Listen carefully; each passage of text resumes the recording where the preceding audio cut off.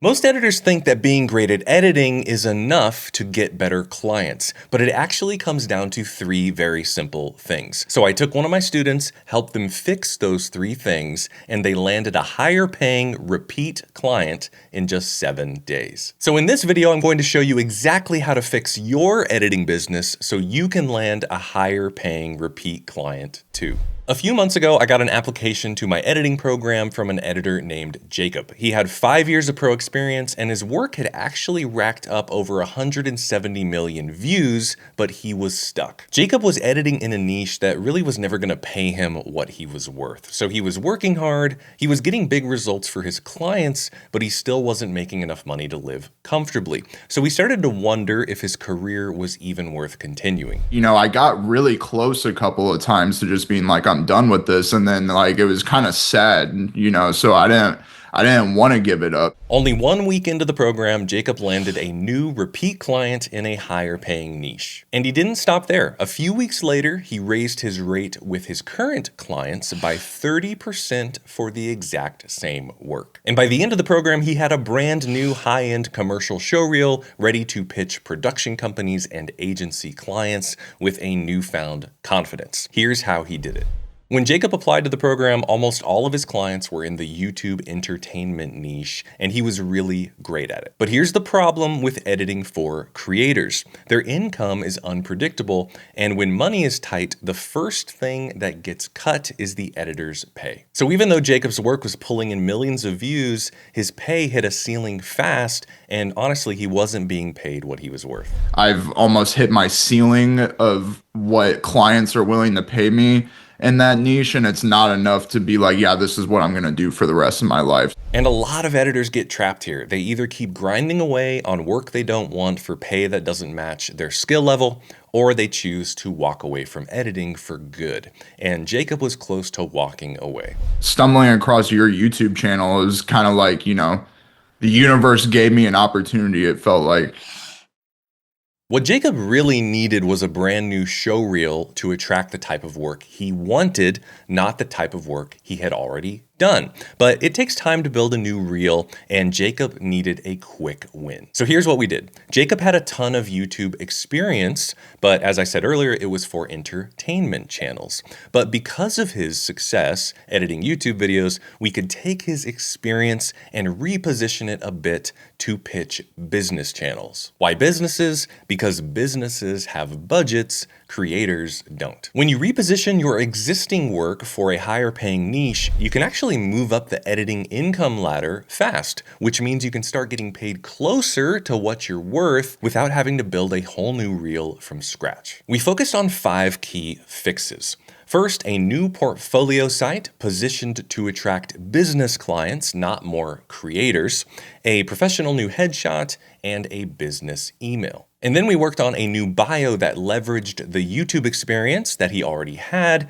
but we positioned him as a perfect fit for business channels. And we went through all of his previous work and picked the very best clips that were closest to this new business niche he was going to pitch. Having that branding set and everything like that helped me break into, a more business side of YouTube rather than entertainment side of YouTube. Now Jacob was ready to start reaching out, but this is where a lot of editors waste time by sending random links to random people, which almost never leads to landing a new client. But Jacob targeted a specific type of person and reached out using this simple 3-step framework. 1, always make it about them, not about you. 2, show that you offer exactly what they need. And 3, offer value first. When you do outreach like this, you stand out from almost every other editor in somebody's inbox, and the right clients will respond and they will actually want to talk to you. We concluded that going the more business route, going with clients that don't just rely on YouTube views and clicks in order to make their income is the better route to go. I was able to get a new potential client. I did a paid test edit. The next project that I did for them, I got much closer to the rate that I was shooting for within that niche. So Jacob got to work, and only 7 days later, he got his first yes for a new client in a higher paying business niche, but Jacob didn't stop there. With a new client already landed and his brand fixed, there was something else costing Jacob money, and it was his current clients. Jacob was charging by the hour, and here's the problem with charging hourly. The faster and more efficient you get, the less you get paid. So you're actually punished for getting better. So we changed Jacob's pricing from hourly to project-based. Instead of presenting his total hours, Jacob started billing by charging a flat rate for each part of the editing process. So like the creative edit, sound design, delivery, etc.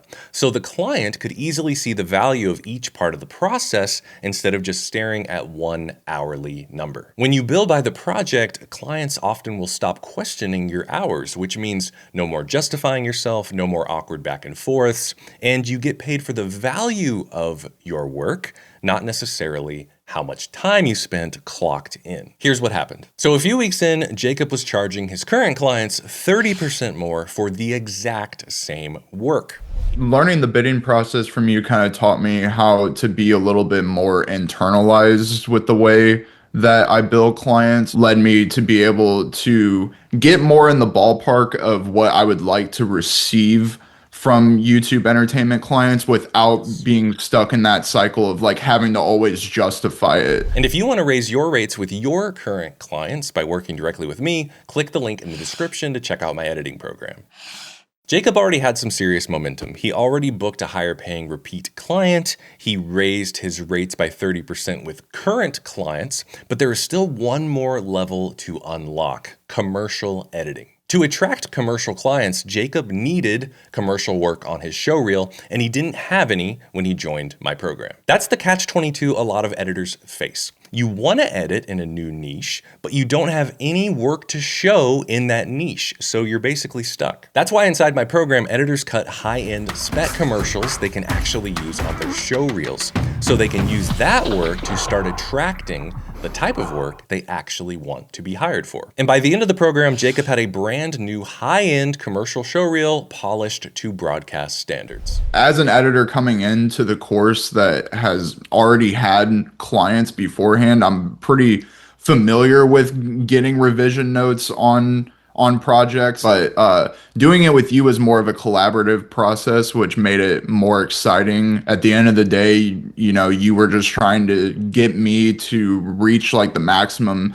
potential of each project, and it was a good learning experience for me, almost kind of like, you know, going back to school. And once you have a high-end showreel, you can start pitching the projects you actually want, which means creatively exciting work, better collaborators, bigger budgets, and clients who actually trust you to deliver their vision. By the time we got to the third project, my confidence was there. And now I know for a fact that I'm going to be able to do those projects whenever I get the opportunity to, you know, do them in the real world. So in a matter of weeks, Jacob went from having nothing but YouTube entertainment clips on his reel to having a polished commercial reel and a newfound confidence in his editing so that he could start pitching those production companies and ad agencies that he really wanted to work for. And I know we'll be doing an update to this video soon after Jacob lands his first commercial client. But the biggest win of all this wasn't necessarily the new higher paying client or raising his rates with current clients or even all the opportunities ahead of him